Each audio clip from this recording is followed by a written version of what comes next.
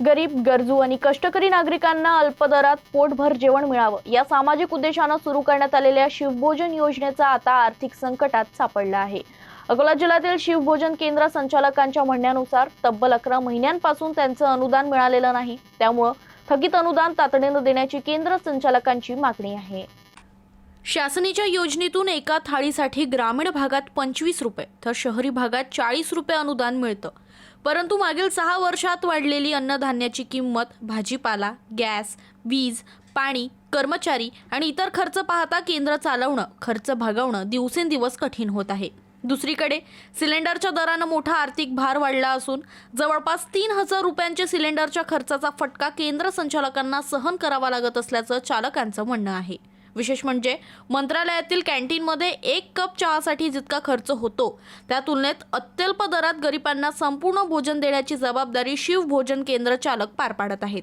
मग या सामाजिक उपक्रमाचा भार केवळ संचालकांच्या खांद्यावर का?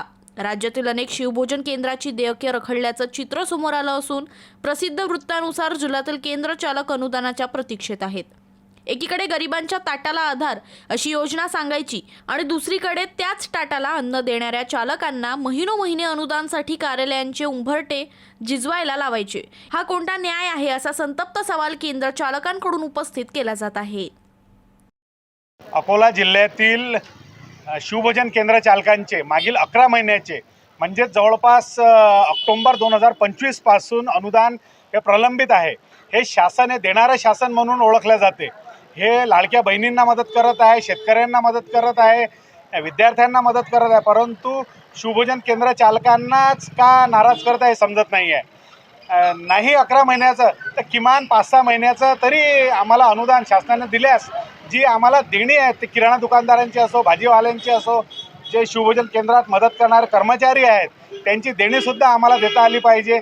एवढी मदत तरी कृपया शासनाने आम्हाला करावी। शासनाच्या अनेक योजना या महाराष्ट्रात चालू आहेत, त्यात सगळ्यात कमी बजेटवाली केवळ 257 कोटीची योजना आहे। मला वाटते मंत्रालयातील चहा पाण्याचं बजेटसुद्धा याच्याहून जास्त असेल। तरी शासनाला आपल्या माध्यमातून मी विनंती करतो की अकोला जिल्ह्यातील केंद्र चालकांचे जे थकीत 5.5 कोटी रुपये आहेत ते त्वरित आम्हाला उपलब्ध करून द्यावे ही विनंती।